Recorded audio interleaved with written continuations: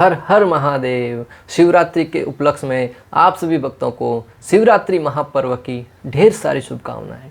आज शिवरात्रि के अवसर पर हम भगवान भोलेनाथ से प्रार्थना करेंगे कि जिस प्रकार उन्होंने समुद्र मंथन से निकले हुए विष का पान करके इस संपूर्ण जगत की समस्याओं को हल कर दिया, संपूर्ण जगत पर बहुत बड़ी कृपा करी, जीवों पर दया करी, उसी भांति आज आए हुए जगत में अनेक प्रकार के संकटों को, कष्टों को, लोग अपने अनेक प्रकार के दुखों से संतप्त हैं। आए दिन अनेक प्रकार की चिंताओं से, बीमारियों से, व्याधियों से जीव है वो परेशान है। 20 साल 25 साल की उम्र में व्यक्ति है वो कैंसर हो जाता है, हार्ट अटैक के माध्यम से अपने प्राणों की आहुति दे देता है। भगवान भोलेनाथ से प्रार्थना करते हैं कि लोगों की आयु में वृद्धि हो, लोगों के चित्त में परिवर्तन आए और वो धन कमाने के साथ साथ उस धन का उचित प्रयोग करके दान देते हुए गौ माता की रक्षा के लिए, संपूर्ण जगत के जीवों की रक्षा के लिए उस धन का सदुपयोग करे और जगत में खुशहाली आ जाए, शांति आ जाए। भगवान भोलेनाथ है वो आशुतोष हैं। अगर आप और हम उनके समक्ष जाकर ऐसी प्रार्थना करेंगे तो निश्चित रूप से वो हमारी प्रार्थनाओं को सुनेंगे। जब देवताओं प्रार्थना लेकर गए, उनकी प्रार्थनाओं को सुनकर भोलेनाथ ने विष का पान कर लिया, तो इस जगत की ये तो समस्या छोटी मोटी समस्या है भक्तों। जब उसके बारे में भगवान के सामने जाकर उल्लेख करेंगे, निश्चित रूप से भगवान हम पर कृपा करेंगे। आप सबसे निवेदन करता हूँ, इस शिवरात्रि जब भगवान के समक्ष जाए, अनेक प्रकार की मांगे रखने के बजाय उनसे प्रार्थना करें, इस जगत पर कल्याण कीजिए, इस जगत पर करुणा करो भोलेनाथ। आपकी करुणा दृष्टि की आवश्यकता है। भगवान भोलेनाथ से हम क्या शिक्षा ग्रहण कर सकते हैं, इस शिवरात्रि पर पढ़ लेते हैं कि भगवान भोलेनाथ के जीवन से, उनके आदर्शों से हम क्या सीख सकते हैं।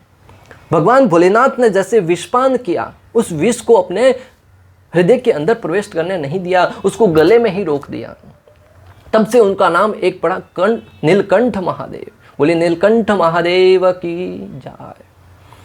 इससे हम शिक्षा ले सकते हैं कि भोलेनाथ ने जिस प्रकार विष को न तो शरीर के अंदर प्रवेश किया, न ही उसको बाहर उगला, जिससे अगर अंदर प्रवेश करते तो हृदय को नुकसान पहुंचाता और अगर बाहर उगलते तो जीवों का नुकसान होता। अनेक जीव है वो उसके शिकार बन जाते हैं। आप और हम भी आज सबसे बड़ा विष क्या है? एक दूसरे की बुराई करना, एक दूसरे के बारे में वार्तालाप करना। उस बातों को जब हम कानों के द्वारा सुनते हैं, उसे गले तक ही सीमित रखो, न तो शरीर के अंदर प्रवेश करने देना है, ताकि हमारे अंदर उन लोगों के प्रति द्वेष उत्पन्न हो, उनके प्रति ईर्ष्या भाव उत्पन्न हो सके, और न ही दूसरों के कानों में जाकर उस बात को बोलना है, ताकि जगत का संहार हो सके, एक दूसरे के प्रति हम वैर भाव पैदा कर सकें। इससे शिक्षा लेनी है कि हमें न तो बुराई सुननी है, न किसी की बुराई करनी है। अगर कोई सुना भी देता है तो हमें उसे अपने तक ही सीमित रखना है, दूसरों तक आगे नहीं बढ़ने देना है। दूसरी शिक्षा है भगवान भोलेनाथ के परिवार से क्या सीखें।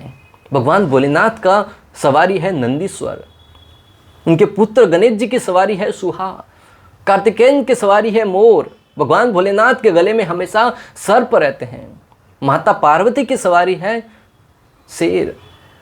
एक दूसरे के धूर विरोधी है भक्तों, सारे के सारे जीव है वो, सांप है वो सूहे को खा जाएगा, मोर है वो सांप को खा जाएगा, शेर है वो नंदी को खा जाएगा। परंतु कभी आपने सुना कि उनके बीच में कभी युद्ध हुआ?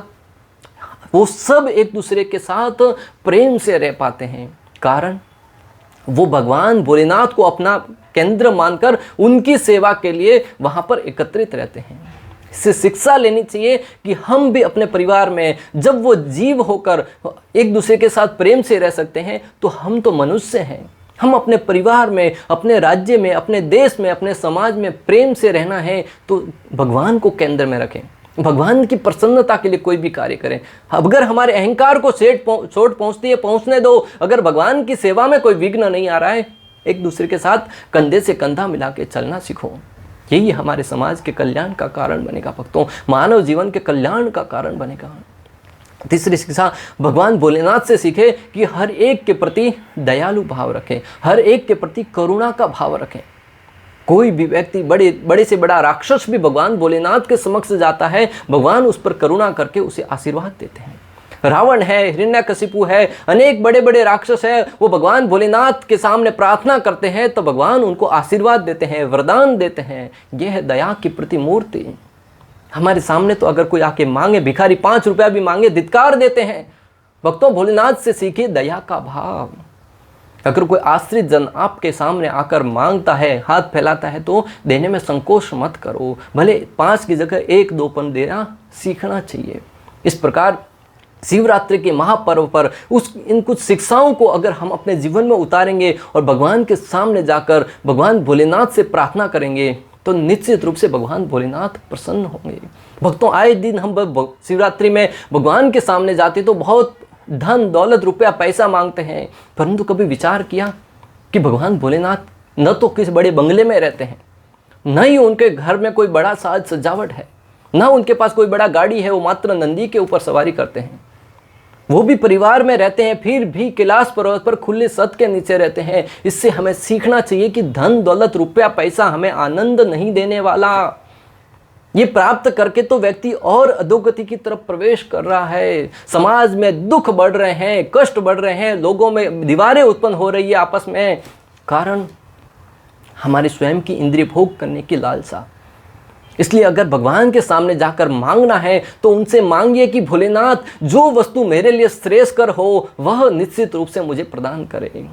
क्योंकि हम अपनी बुद्धि से, हम अपने सामर्थ्य से ऐसा कुछ मांग लेंगे जो हमें अच्छा लगेगा, परंतु हो सकता है कि हमारे जीवन के लिए हानिकारक हो। परंतु अगर भगवान से कहेंगे कि जो मेरे जीवन के लिए उपयोगी हो वह मुझे वस्तु प्रदान करो, निश्चित रूप से भक्तों भगवान भोलेनाथ हम पर कृपा करके वह वस्तु हमें प्रदान करेंगे जो हमारे जीवन के लिए हितकारी हो। इस प्रकार आप सभी को शिवरात्रि की बहुत सारी, ढेर सारी शुभकामनाएं और मंगलमय शुभकामनाएं। भगवान से यही प्रार्थना करते हैं कि हर एक जीव का कल्याण हो। भगवान भोलेनाथ हम पर कृपा करें।